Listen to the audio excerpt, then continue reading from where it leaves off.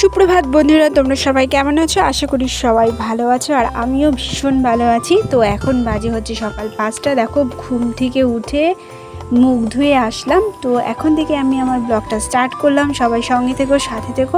আর নতুন পুরনো সব বন্ধুদেরই আমার চ্যানেলে সবাইকে ওয়েলকাম।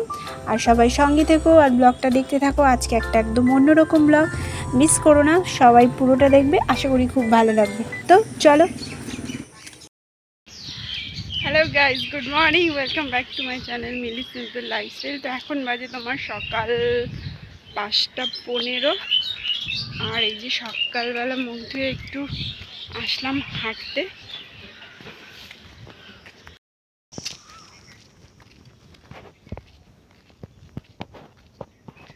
এই দেখো আমাদের গ্রাম, পিছনে রাস্তা। ভোরবেলা কেউ নেই, রাস্তা একদম ফাঁকা। এই দেখো সব কুমড়ো লাগিয়েছে সব।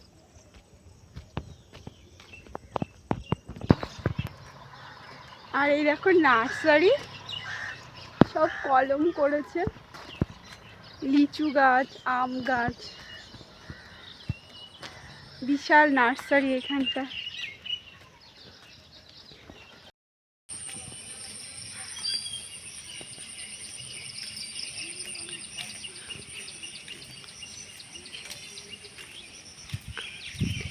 আমাদের গ্রামে দেখো কি সুন্দর মেডিকেল কলেজ তৈরি হচ্ছে, বিশাল কলেজ, বিশাল এরিয়া নিয়ে। এতে গ্রামের উন্নতিই হবে, জায়গার দামও বাড়বে, তোমার দোকানপাটও হবে, অনেকের অনেক রকম তোমার জীবিকার সুবিধা হবে।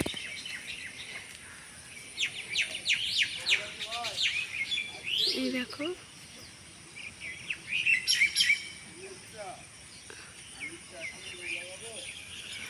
দেখেছো কত বড় বিল্ডিং। অনেক দিন ধরেই ভাবি যে আসবো দেখতে, কিন্তু দেখতে আসার আর টাইম হয় না। তো আজকে পুচকু ঘুমাচ্ছিল, তাই ভাবলাম যাই, গিয়ে ঘুরেই আসি।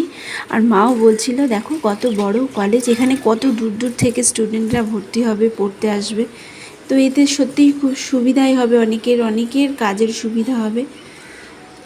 এই যে দেখো আরও অনেক বিল্ডিং তৈরি হচ্ছে, তাও সেগুলো তো তুলেই নি, এগুলো হয়ে গেছে বলে তাও তুললাম। বিশাল বিল্ডিং তৈরি হচ্ছে, আরও সব স্টার্ট হচ্ছে পিছনে, তোমার ওগুলো আমি ওঠাইনি। তো যেই বিল্ডিংগুলো হয়েছে সেগুলোই একটু তুলেছি। ভেতরে যাওয়ার ইচ্ছে ছিল কিন্তু ওরা ঢুকতে দিল না। এই দেখো পাশেই কি সুন্দর নার্সারি, তোমার কত ফুল চাষ করছে, এখানে চারা তৈরি করছে, কি দারুণ লাগছে, ফুলগুলো খুব সুন্দর লাগছিল। তো অন্যরকম ব্লগ শেয়ার করলাম তোমাদের সঙ্গে আজকে।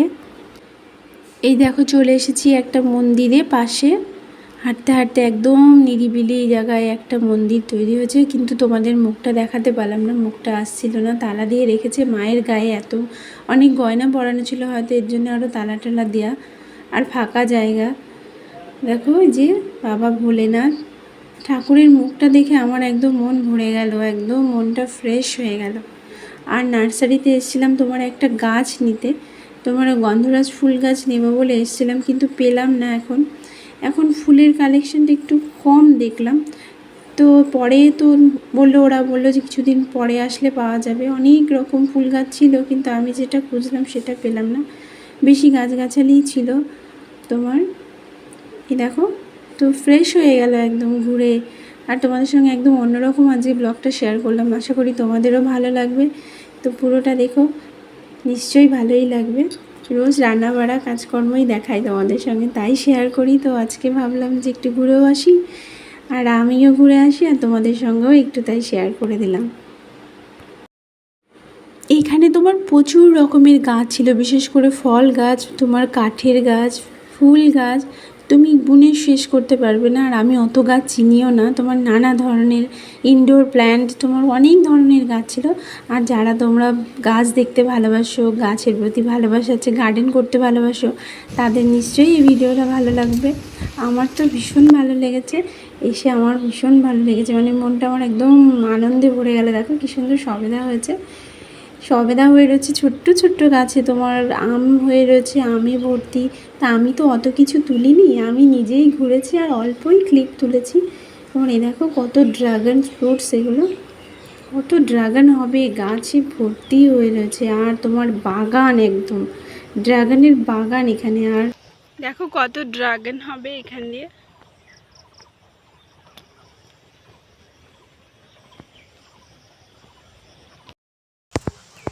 তো গাইস দেখো কোথায় এসছি হাঁটতে হাঁটতে। এই দেখো, এটা হচ্ছে তোমার ড্রাগন ফ্রুটস গাছ। নার্সারিতে চলে আসলাম হাঁটতে হাঁটতে। এই দেখো মালটায় গাছ হয়েছে, দেখো অসাধারণ।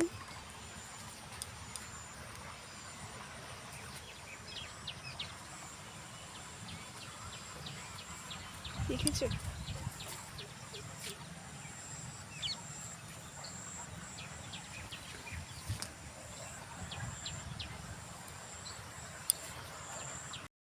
চলে আসলাম হেঁটে, কাপড়টা চেঞ্জ করব, ঘর দুয়ার ঝাড় দেবো।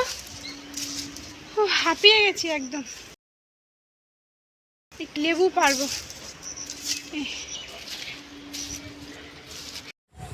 তো তোমাদের বললামই যে একটু শরবত খাবো, গাছের থেকে লেবু পেড়ে একটু শরবত করে খেয়ে নিয়েছিলাম। তো তোমাদের সঙ্গে আর সেটা শেয়ার করিনি। খুব খারাপ লাগছিল, ভীষণ টায়ার্ড মনে হচ্ছিলো। এতটা হাঁটার অভ্যাস নেই তো, হট করে একদিন গিয়েছি তো ভালো লাগছিল না, এর জন্যে তাও খারাপ লাগছিলো। তাই ভাবলাম গায়ে গিয়ে জল ঢেলে নিয়েছি, গাটা একটু ধুয়ে নিয়েছিলাম। আর ওই যে বারবার চুলটা শুধু খুলে যাচ্ছিলো, এর জন্য চুলটা কীরকম করে তোমার এই যে গামছা দিয়ে পেঁচিয়ে রেখেছি। আমি ভালো করে খোপা বাঁধতে পারি না এখন ঠিক করে, ক্লিপ দিলে থাকে, না হলে খুলে যায়। এই একটা আমার সমস্যা বলতে পারো। তো এর জন্য এই গামছাটা এরকম করে পেঁচিয়ে রেখেছি। মাথায় জল দিইনি, কিন্তু এই গরমের জন্য গামছাটা পেঁচিয়ে রেখেছি। তো কাজগুলো করব সব আস্তে আস্তে। কাজগুলো ফেলে রেখেছিলাম। তো ঘরটা আমার ঝাড় দেওয়া হয়ে গেল। ঘরটা ঝাড় দিয়ে তার তোমার হচ্ছে বিছনাগুলো গোছাবো। বিছনাগুলোও গোছানো হয়নি। তারপরে মেয়েকে একটু পড়াবো, সবই করব। চাও খাইনি, চাটা খাবো, আস্তে আস্তে করব। তো দেখতে থাকো ব্লগটা তাহলে।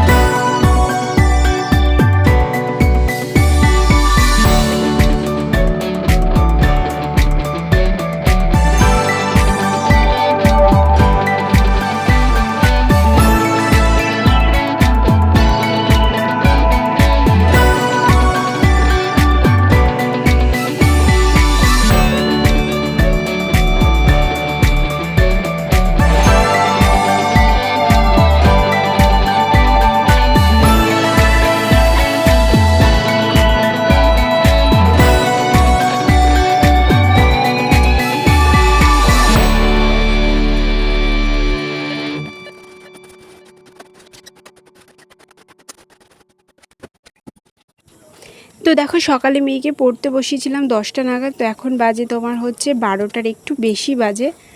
যে বিছনাতে বইগুলো এলোমেলোভাবেই পড়েছিল, আর আসার সময় পাইনি, আর ছেলেকে স্নান করাচ্ছিলাম, ও থাকছিল না, ওকে নিয়ে আবার ঘুরে বেড়াচ্ছিলাম, তার এই ঘরটা না আর গোছানো হয়নি। তো এখন আবার ওকে স্নান টান করিয়ে ঘুম পাড়িয়ে এই ঘরটা গোছাতে আসলাম। তো ও ঘুমাচ্ছে, আর আমি তোমার এই বিছনা টিছনা ঠিক করে ঘর দোরগুলো দুপুরের ঘর দোর ঝাড় দেবো, ঝাড় দিয়ে তোমার হচ্ছে ঘরগুলো মুছবো, মুছলে আমার কাজ কমপ্লিট হয়ে যাবে। তো ছেলে আছে ছোট্ট, বুঝতেই পারছো, তো কাজের একটু কি বলো তো দেরিই হয়ে যায়। তবে কি সকালবেলা যদি একটু বুদ্ধি করে একটু তোমার আগে আগে ওঠা যায় না, তাহলে কাজ আর এত সময়ও লাগে না, আর এত পরিশ্রমও মনে হয় না। আর গরমের দিন তোমার যত সকাল সকাল উঠে কাজ করা যাবে ততই ভালো, তাহলে তোমার কষ্টটাও কম হয়। আর এই টেকনিকে যদি সবাই কাজ করে, অনেকে রাতে ঘুম হয় না বলে অনেকে দেরি করে ওঠে, তো নানা কারণে দেরি করে ওঠে। আর দেরি করে উঠলে কি হয় বলো তো, কাজগুলোও অনেক দেরি হয়ে যায় সারতে সারতে, আর কষ্টটাও বেশি হয়। আর আমরা যদি সকাল সকাল ভোরবেলা উঠে পড়ি, উঠে যদি কাজগুলো করি, তাহলে সবারই তাড়াতাড়ি কাজগুলো হয়ে যাবে।